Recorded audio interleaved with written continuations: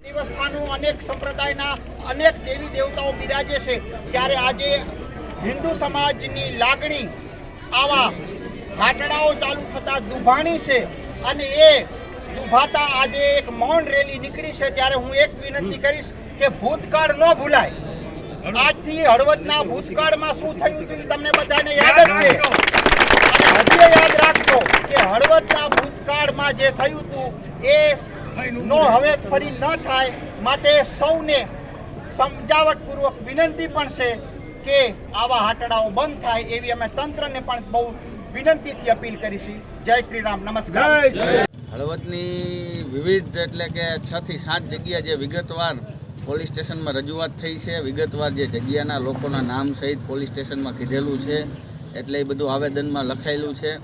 બધી જગ્યા ઉપર જે ગેરકાયદેસર દબાણ કરી આ માંસ મટનના આટડા ચલાવતા લોકો એ હળવદની અસ્મિતાને આંચ પહોંચાવે છે। હળવદ એક ઐતિહાસિક નગરી છે। હળવદની સ્થાપના થયા પછી હળવદમાં અઢળક શિવાલય મંદિર છે, એટલે એને આંચ ન પહોંચે, હિન્દુ સંસ્કૃતિને આંચ ન પહોંચે એટલા માટે હળવદના લોકો બધા ભેગા થઈ આ એક આવેદન આપ્યું છે, તંત્ર પાસે માંગ કરી છે કે આવા ગેરકાયદેસર ચાલતા માંસ મટનના આટડા બંધ થાય।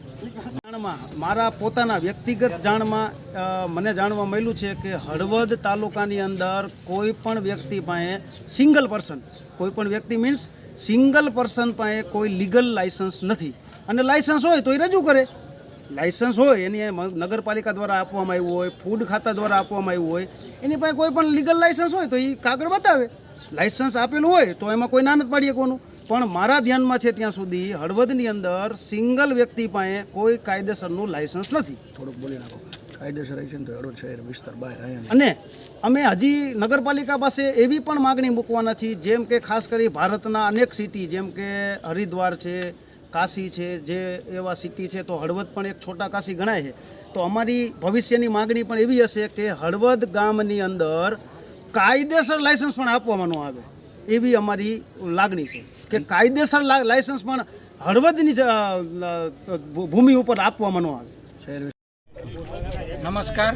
આજરોજ હળવદ અસ્મિતા મંચ દ્વારા એક મૌન રેલી કરી આવેદનપત્ર આપવામાં આવ્યું હતું, અને આવેદનપત્ર આપવાનો વિષય એવો હતો કે હળવદ એ છોટા કાશી તરીકે જગવિખ્યાત છે, એક સંસ્કારી નગરી છે, આદિ અનાદિકાળથી સતીસુરાની ભૂમિ તરીકે અને એક ઐતિહાસિક નગર તરીકે હળવદ જગવિખ્યાત છે। ત્યારે હળવદની પરંપરા રહી છે કે હળવદની અંદર આજ દિન સુધી કોઈ પણ માંસાહારની લારી હાટડા કંઈ પણ જાહેરમાં નથી, પરંતુ થોડાક વર્ષોથી જે કંઈ છાને ખૂણે જે બેરેક ટોક માંસાહારનું ગેરકાયદેસર રીતે કોઈ પણ સરકારના સંબંધિત વિભાગની મંજૂરી વિના અને જે કોઈ સરકારશ્રીની જગ્યા જે છે એ જગ્યામાં અનઅધિકૃત દબાણ કરી અને ત્યાં ગેરકાયદેસર હાટડા ઊભા કરી સરકારી જગ્યામાં, અને ખરેખર તો હળવદના નાગરિકો માટે પણ સ્વાસ્થ્ય સાથે પણ ચેડા છે, હળવદની અસ્મિતા